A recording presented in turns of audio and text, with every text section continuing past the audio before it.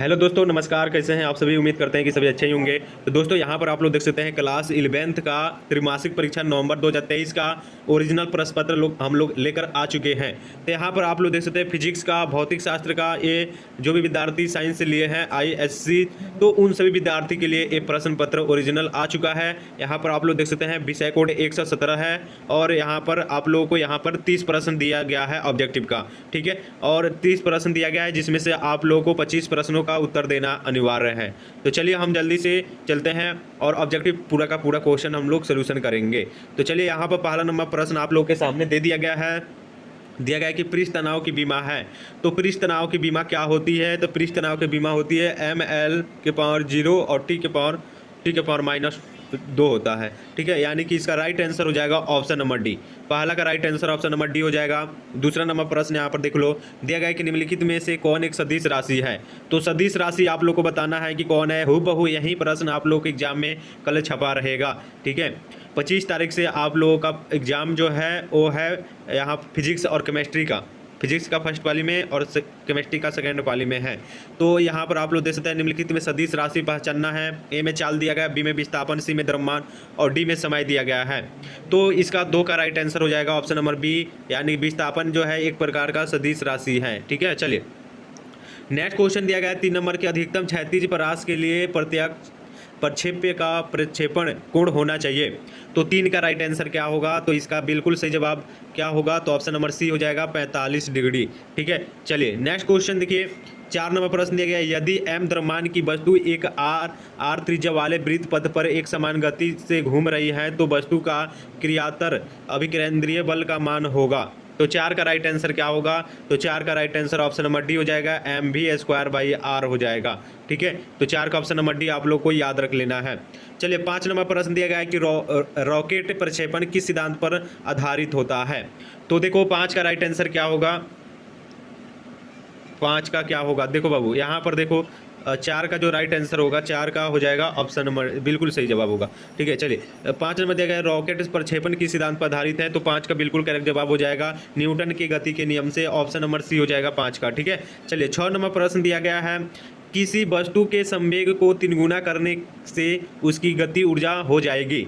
तो चलिए 6 का राइट आंसर क्या होगा? तो ए में दिया गया है कि 2 गुना, बी में 4 गुनी, सी में 3 गुनी और डी में दिया गया है 9 गुनी। तो इसका राइट आंसर हो जाएगा 9 गुनी हो जाएगा। ठीक है, चलिए 6 का right answer option number D हो जाएगा। चलिए 7 नंबर प्रश्न दिया गया है कि एक विमीय गति की व्याख्या करने के लिए कितने चरों की आवश्यकता होती है।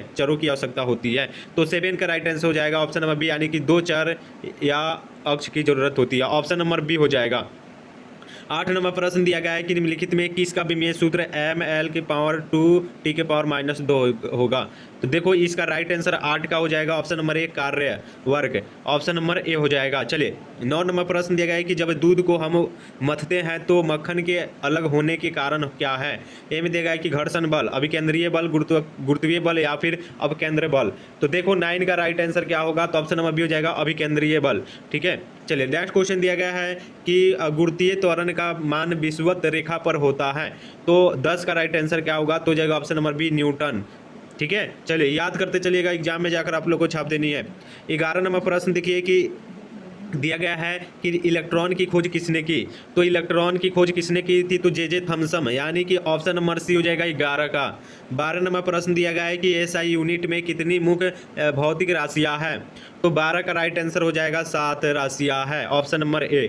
13 नंबर प्रश्न दिया गया है कि 1 माइक्रोन बराबर होता है।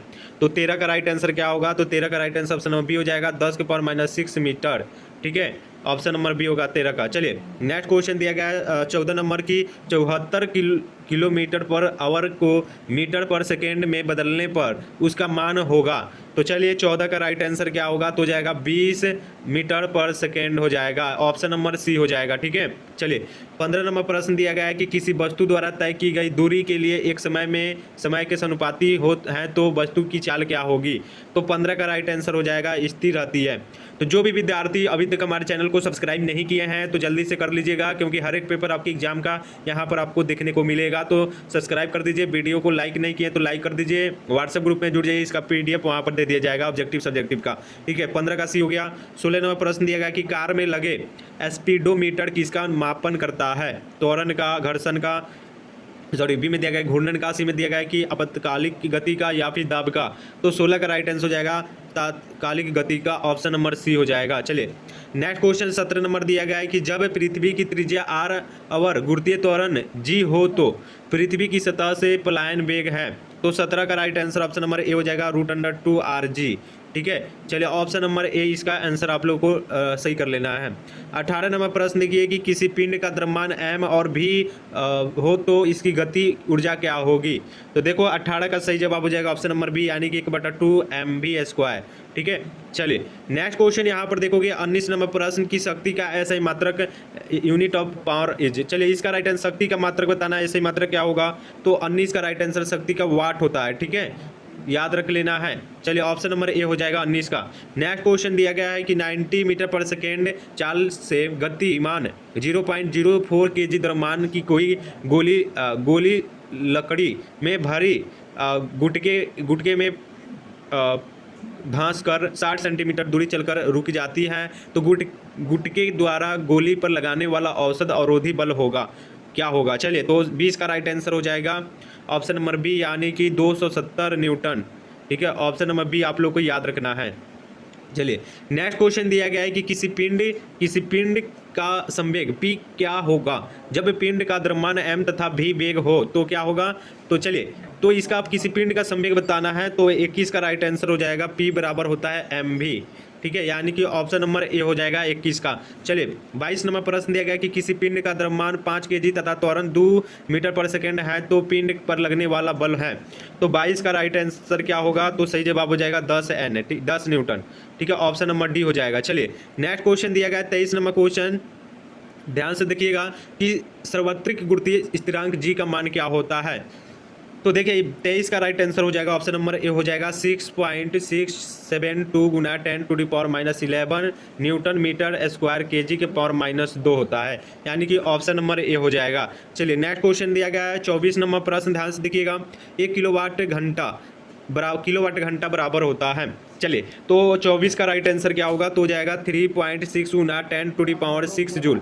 आप लोग कमेंट करते रहिएगा, जो विद्यार्थी जुड़ रहे हैं वो कमेंट करते रहिएगा। चलिए नेक्स्ट क्वेश्चन दिया गया है कि यदि ए वेक्टर दिया गया है बराबर 2i कोण -3j कोण, तो इसका दोनों का सदिशों के बीच का जो कोण है वो बताना है कि कितना होगा। तो 25 का राइट आंसर क्या होगा? तो ऑप्शन नंबर सी हो जाएगा π/2 हो जाएगा। ठीक है, चलिए नेक्स्ट क्वेश्चन 26 नंबर देखिए दिया गया। देखिए आपको 30 में 25 प्रश्न का उत्तर देना है, मैं आप सभी को 30 का 30 प्रश्न का उत्तर बताऊंगा।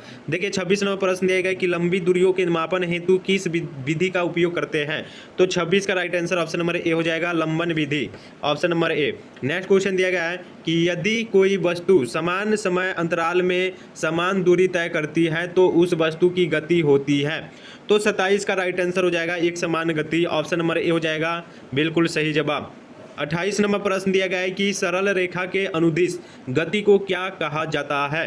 तो 28 का सही जवाब हो जाएगा एक सरल रेखीय गति कहा जाता है। चलिए ऑप्शन नंबर ए हो जाएगा 28 का। 29 नंबर प्रश्न देखेंगे, 29 नंबर 1 पास्कल बराबर होता है। तो चलिए 1 पास्कल बराबर क्या होता है? तो 1 पास्कल बराबर होता है 3.08 गुना 10⁻6 मीटर, यानी कि ऑप्शन नंबर ए हो जाएगा 29 का। 30 नंबर प्रश्न लास्ट क्वेश्चन का आंसर बताइए।